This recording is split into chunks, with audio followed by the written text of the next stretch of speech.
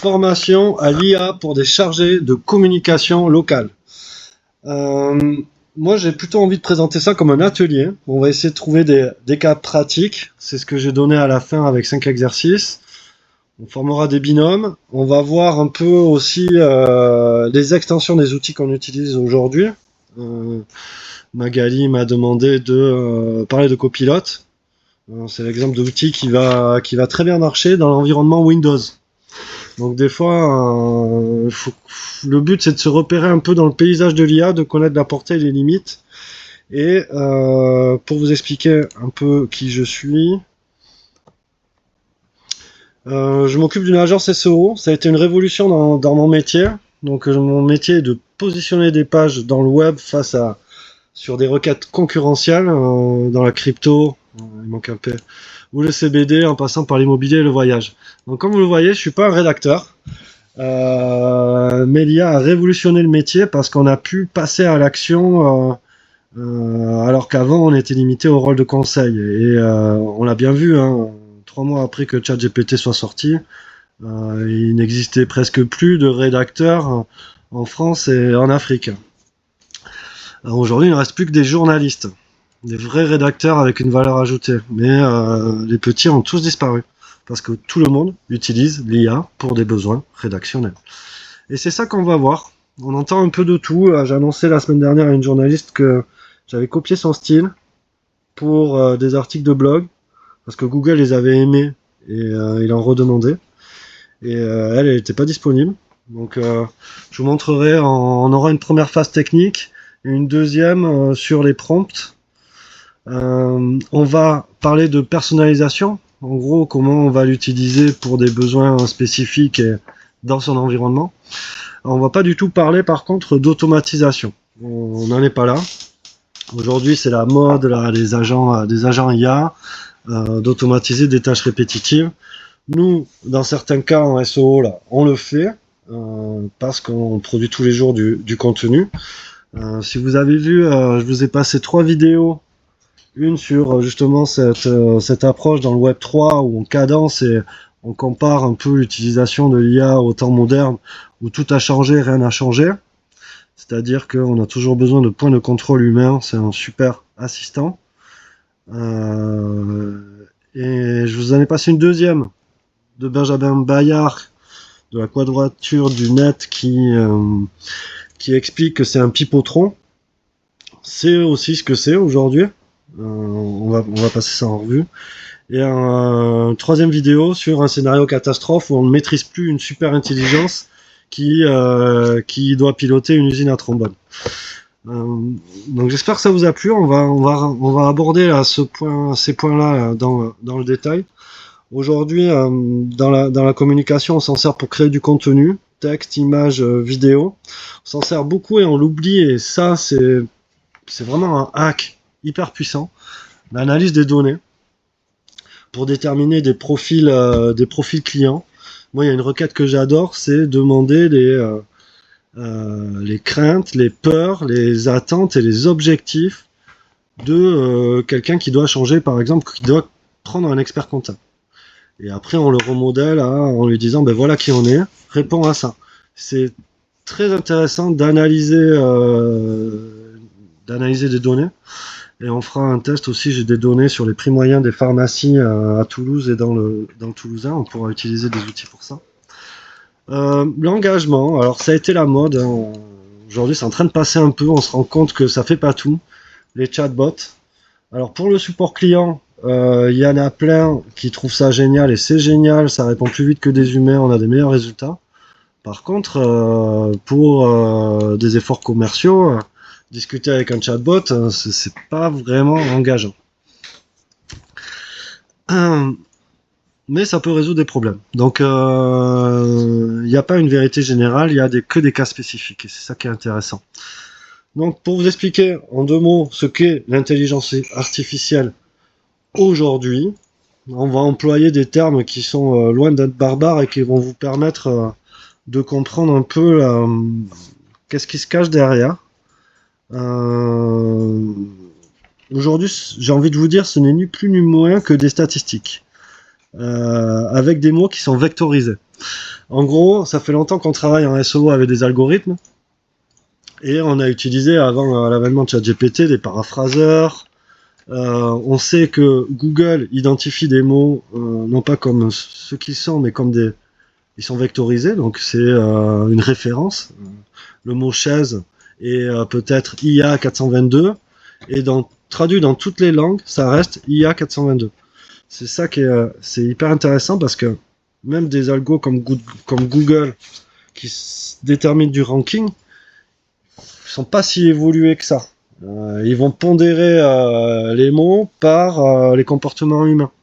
Et c'est là où tout le monde triche. Parce que justement, ça suscite trop de puissance de calcul et d'énergie pour arriver à une compréhension des mots.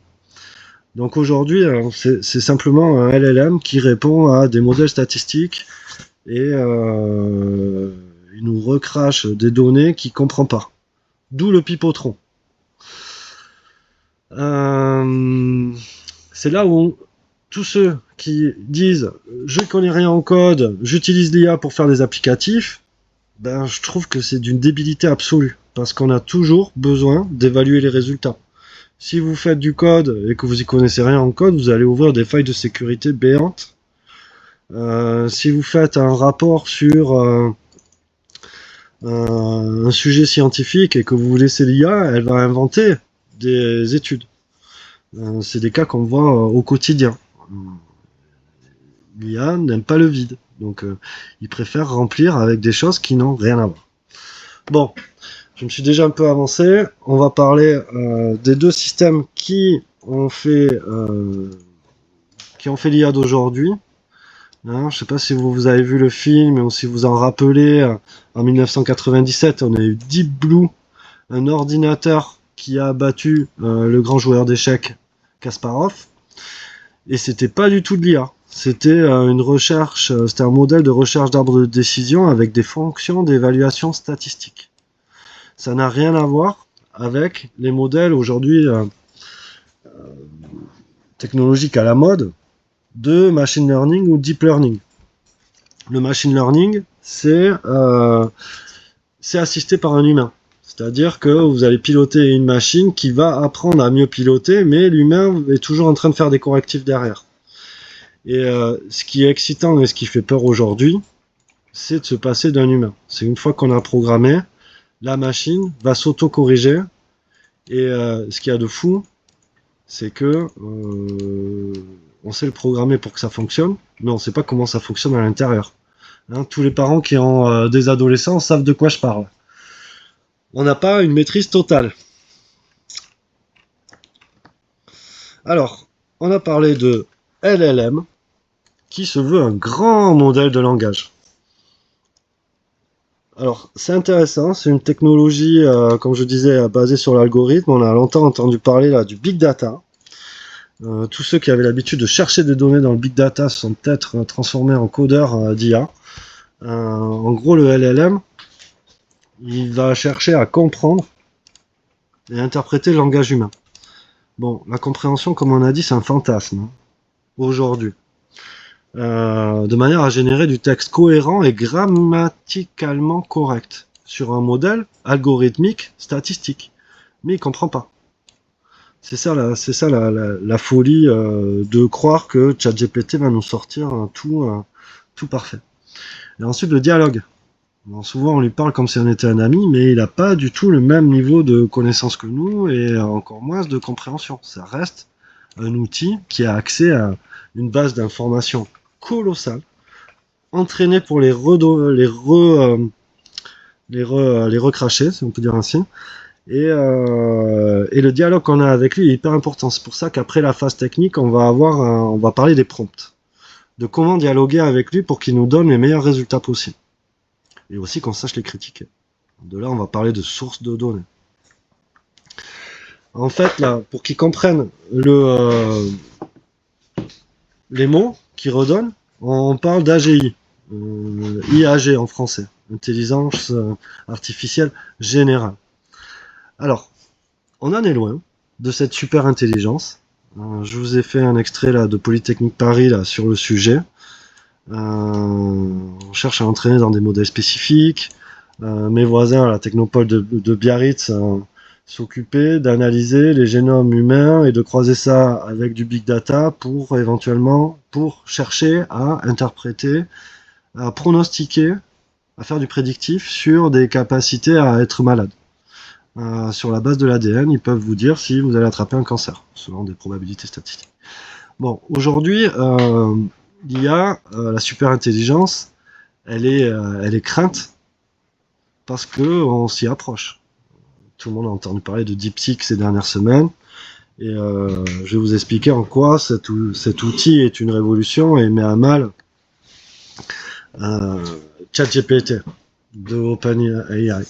Tout simplement parce que ça reste une appli, une IA généraliste, multimodale, mais qui a demandé 50 fois moins de ressources techniques, financières, pour un résultat meilleur. Et c'est là où il a fallu 5 millions pour entraîner DeepSeek, pour le concevoir et l'entraîner, alors qu'il a fallu plusieurs centaines de millions pour OpenAI. C'est ça qui fait peur en fait. Elle est plus intelligente, elle est mieux développée.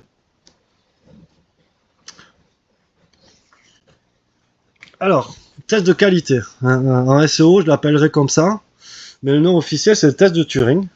C'est-à-dire que quand nous, SEO, on va produire du contenu, il faut que ce soit équivalent, sinon mieux que ce que pourrait faire un humain. Le fait que les rédacteurs Qu'est-ce que la conscience? est disparu. Et c'est drôle parce que Une machine peut-elle vraiment ce qui fait un humain, sa conscience, ses valeurs. penser? L'esprit n'est-il qu'un enchevêtrement de neurones ou existe-t-il une insaisissable étincelle en son sein? Nombreux sont ceux qui pensent que ces questions sont cruciales pour l'avenir de l'intelligence artificielle. Mais le scientifique britannique Alan Turing a décidé d'écarter ces questions au profit d'une autre, beaucoup plus simple. Un ordinateur peut-il parler comme un être humain? Cette question a amené une idée pour mesurer l'intelligence artificielle qui deviendrait très vite connue sous le nom de test de Turing. Dans son article de 1950, Intelligence et machine informatique, Turing propose le jeu suivant. Un jeu humain reçoit la transcription d'une conversation sans voir les joueurs et évalue leurs réponses. Pour réussir le test, un ordinateur doit pouvoir remplacer l'un des joueurs sans changer les résultats de façon significative. En d'autres mots, on considère que l'ordinateur est intelligent si sa conversation ne peut pas être facilement différenciée de celle d'un humain. Turing conjectura que d'ici l'an 2000, des machines avec 100 MB de mémoire réussiraient facilement le test. Mais il a été trop optimiste. Bien que nos ordinateurs aujourd'hui possèdent bien plus de mémoire,